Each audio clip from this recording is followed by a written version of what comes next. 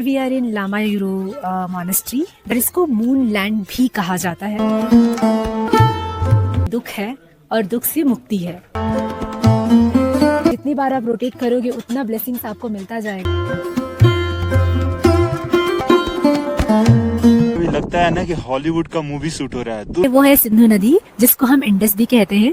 इसके नाम पे ही हमारे देश का नाम इंडिया, हिंदुस्तान से वो सनातन धर्म है कि उनमें से एक बच्चा जरूर मॉन्क बनता है। सामने जो है इसको हम बोलते हैं Zanskar range.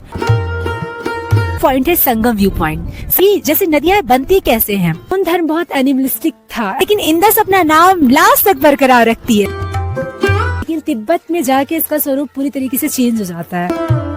We are in Lamayuru monastery, that is known as gompa also. ये लोमायुरू मॉनेस्ट्री है और इसको मून लैंड भी कहा जाता है, क्योंकि इसका जो लैंडस्केप है वो काफ़ी हद तक मून के लैंड से लोगों ने नाम दे रखा है कि क्योंकि बहुत अलग तरीके का इस वियर्डनेस है, डेजर्टनेस है। और जैसे कि आप ये देख सकते हो, इस पे मंत्रास लिखे होते हैं। जितनी बार आप रोटेट करोगे उतना ब्लेसिंग्स आपको मिलता जाएगा, उतने बार मंत्रास का ब्लेसिंग्स आपको मिल रहा है। दैट्स वाई मतलब they have created this thing, very beautiful. आप हर तरीके के गोम्पाज में देखोगे कि ये होता है।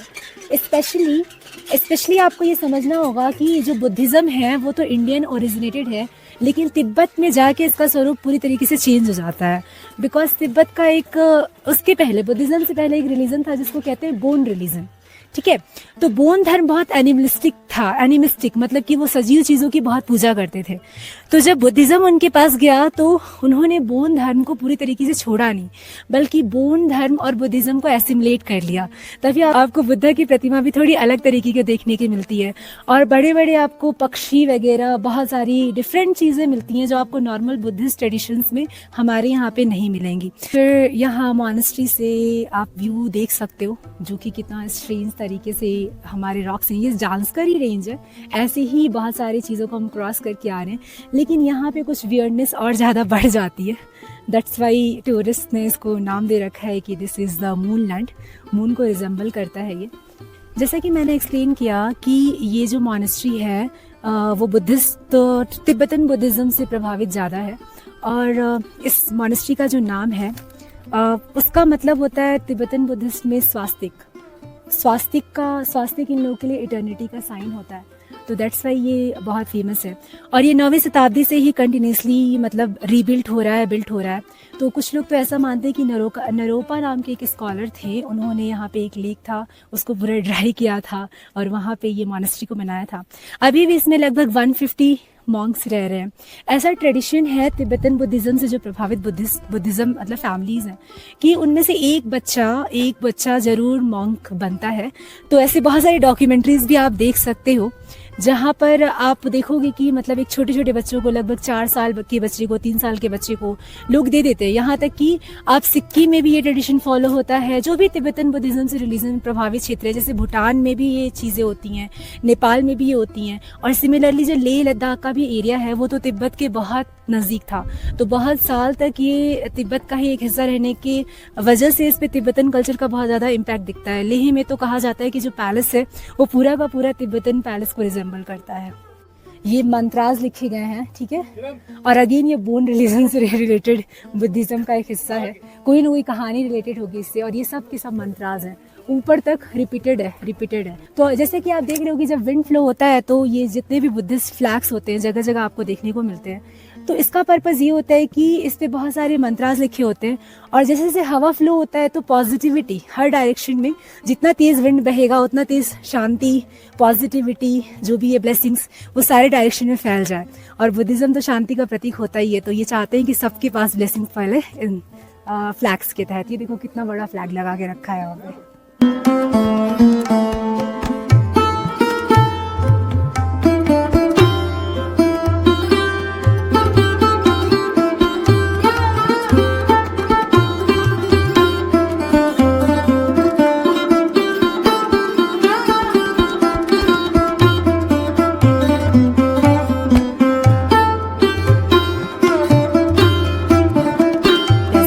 जानते हैं कि कोई भी रिलीजन जब स्टार्ट होता है ना, धीरे धीरे समय के साथ साथ उसमें बहुत सारे डाइवर्सिफिकेशंस आ जाते हैं। तो ऐसे ही बुद्धिज़्म जब स्टार्ट हुआ तब तो एक बहुत सिंपल सा एक ह्यूमन बीइंग थे जो ये बता रहे थे कि दुख है और दुख से मुक्ति है। ठीक है, सिंपल सा कॉन्सेप्ट था बुद्धिज़्म। अभी भी अगर आप बेसिक बुद्धिज़्म फिलॉसफी की बात करें तो वो बहुत ही फंडामेंटल साइंटिफिक चीज़ों पे बात करता है, मेडिटेशन की बात करता है और कहता है कि सेल्फ जैसा कुछ है ही नहीं। You can search the self inside, in meditation you will not find the self. लेकिन जब समय बढ़ता है, जैसे कि अभी 4th BC 6th BC में स्टार्ट हुआ था बुद्धिज़्म, तो अभी ये 9वीं शताब्दी की बात है जब यहाँ पे ये स्टार्ट हुआ। ये 11वीं शताब्दी में सबसे पहले नरोपा नाम के एक स्कॉलर थे जिन्होंने ये बनाया था। एक्चुअली उन्होंने यहाँ पे मेडिटेट किया था।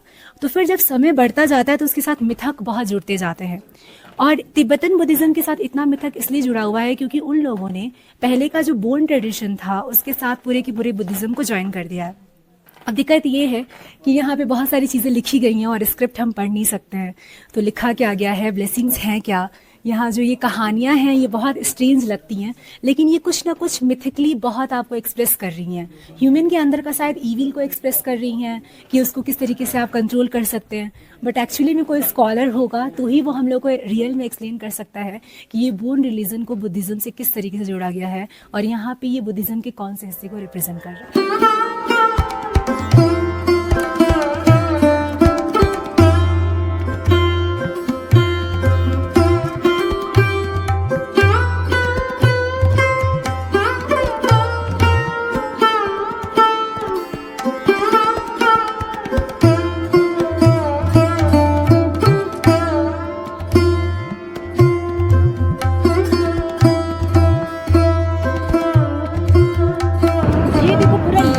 का माउंटेन है यहाँ पे, पिंकिश रेड तो नहीं कह सकते, पूरा पिंकिश है।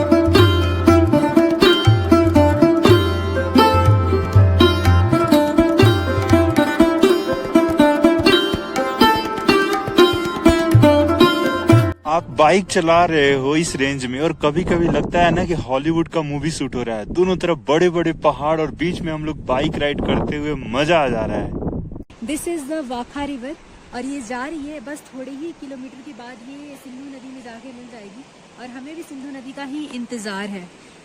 हमारे पीछे जो आपको नदी दिख रही है वो है सिंधु नदी, जिसको हम इंडस भी कहते हैं। इसके नाम पे ही हमारे देश का नाम इंडिया, हिंदुस्तान सब है। ऐसा इसलिए है क्योंकि इसके किनारे बसने वाले शहर को वो लोग इंडिया, हिंदुस्तान, यहाँ तक कि हिंदू जो धर्म है वो सनातन धर्म है, लेकिन लोगों ने क्योंकि हिंदुस्तान में ज़्यादा लोग हिंदू धर्म को मानते थे, सनातन धर्म को मानते थे, तो उसको हिंदू कहा गया। अब ये नदी की कहानी बहुत खूबसूरत है क्योंकि ये निकलती है मानसरोवर लेक से। मानसरोवर लेक से लगभग 4 नदियाँ निकलती हैं। एक नदी तो इंडस है, एक नदी है Brahmaputra, which is one of the biggest river for India. तो वो निकल के आती है उधर से, उस साइड से, मतलब इंडिया के उस कोने से होके निकल के आती है और इंडस रास्ता अपना ऐसे ले लेती है। मतलब एक नदी आ रही है आपकी आसाम में और एक नदी आ रही है आपकी लद्दाख में।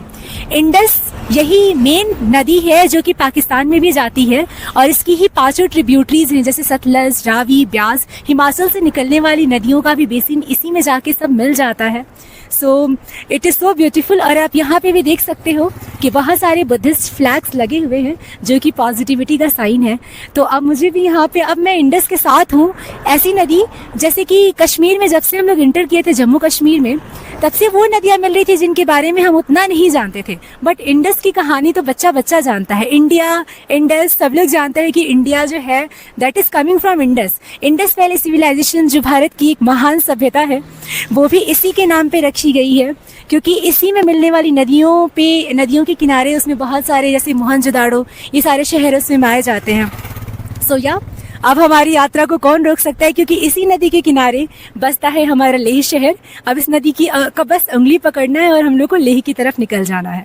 और फिर अभी जस्ट थोड़ी देर पहले ही तो हमें ये नदी मिली है और निकलते ही हमें लगा है कि हमें बताना चाहिए।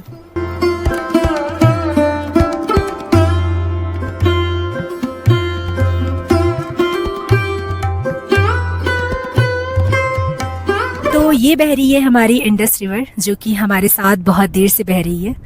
ये इंडस रिवर यहाँ पे दो बहुत बड़े बड़े माउंटेन रेंजेस, जो कि ट्रांस हिमालयन माउंटेन रेंजेस हैं, उनके बीच में डिवीज़न का काम करती है। ये सामने जो है इसको हम बोलते हैं जांस्कर रेंज, और इधर वाले माउंटेन, ये पहाड़ी श्रृंखला को बोलते हैं लद्दाख रेंज। इसके उधर आता है कराकोरम रेंज। तो ये तीनों ही ट्रांस हिमालयन रेंज कहलाते हैं। जैसे हिमालय के तो 3 रेंजेस हैं ही, लोअर, मिडिल और ग्रेटर हिमालयस। ट्रांस हिमालयन की हमारे इंडिया में जो रेंजेस हैं वो है जांस्कर, ये है लद्दाख, और इसके बाद है Karakoram range. So yes, this is the Indus river. और सबसे अच्छी बात है कि नेशनल हाईवे 1 के लिए इस इंडस रिवर ने पहले से ही एक बहुत बड़ा गैप माउंटेन्स के बीच में बना रखा था, जिससे कि बीआरओ को भी बहुत आसान है और हमारे लिए भी बहुत आसान है इस रोड पे चलना। अब ऐसा लगेगा ही नहीं कि हम माउंटेन पे चल रहे हैं। अब प्लेन्स की तरह 50-60 का स्पीड आराम से ले सकते हो, और लेह तक की यात्रा thanks to the Indus river आपका बहुत आसान हो जाती है।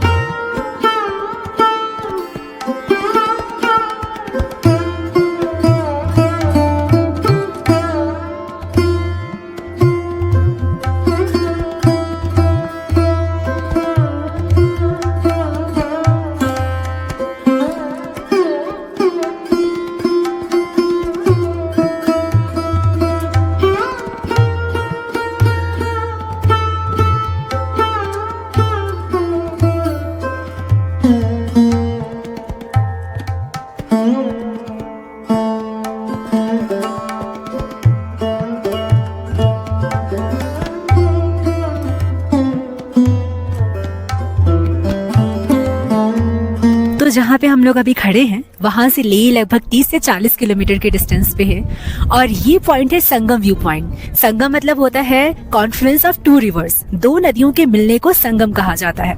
तो यहाँ पे कौन सी नदी मिल रही है? तो हमने बताया था कि इंडस रिवर जा रही थी आगे। तो इंडस रिवर अपना नाम स्टार्टिंग से ही इंडस ही रखती है, जहाँ वो निकलती है मानसरोवर से। और ये जो नदी है जास्कर, इसका ये भी, जैसे नदियां बनती कैसे हैं, तो थोड़े थोड़े बर्फ पिघल पिघल के बहुत सारी ट्रिब्यूटरीज होती हैं, लेकिन इंडस की ये सबसे बड़ी tributary, first biggest tributary Zanskar है। उसके बाद बहुत सारी नदियां इंडस रिवर में मिलती हैं, लेकिन इंडस अपना नाम लास्ट तक बरकरार रखती है। इसमें सतलज मिलके इंडस हो जाती है, व्यास मिलके इंडस हो जाती है, सिंधु नदी हो जाती है। ठीक है, तो अब जांस्कर की कहानी ये है कि इसका एक ब्रांच तो पदुम के पास ग्लेशियर से निकलता है और दूसरा बारालाचा पास से निकलता है। तो वहां से ये पूरे रेंज, जांस्कर रेंज को क्रॉस करते हुए आती है, और इंडस रिवर पूरा का पूरा जांस्कर और लद्दाख रेंज के बीच में बैरियर बनाते हुए आती है, और यहाँ पे एक मैजेस्टिक ब्यूटी क्रिएट करती है दोनों रिवर्स मिलके। इसके अलावा यहाँ पे स्पोर्ट्स भी होते हैं, जैसे कि रिवर राफ्टिंग के लिए आप कुछ प्लेसेस वो देख सकते हो कि उन लोगों ने कर रखा है। तो यहाँ पे रिवर राफ्टिंग का एक अलग आनंद है, क्योंकि बहुत ही ज्यादा पीस है। और आप जो नीचे रास्ता देख रहे हो ना, वो डायरेक्टली आपको ये जो जांस्कर रिवर के साथ साथ बना हुआ रास्ता है, जिसको खुद बीआरओ ने ही बनाया है, वो आपको पदुम तक लेके चला जाएगा। तो we will try to go there if we get the chance.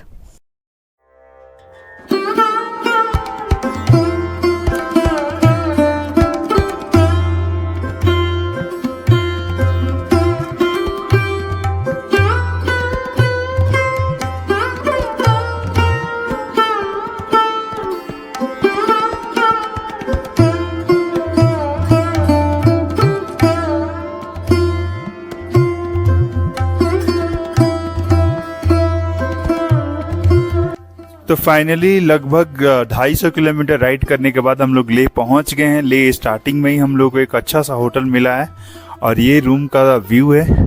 Room देख सकते हैं, रूम बहुत क्लीन है, रूम बड़ा है, और इसका कॉस्ट 1500 है। रूम के सामने जो व्यू है वो भी बहुत सुंदर है। हम लोग बहुत ही एक लंबा राइड लिए हैं, 250 किलोमीटर अभी तक इस बार राइड में नहीं हुआ है और बाई चांस ही 250 किलोमीटर करना होता है। और ये हमारा वॉशरूम है, ये भी बहुत क्लीन और अच्छा है। जैसा कि आप देख सकते हो वी आर इन ले सिटी और ये आपका पूरा नाइट का व्यू है ले शहर का।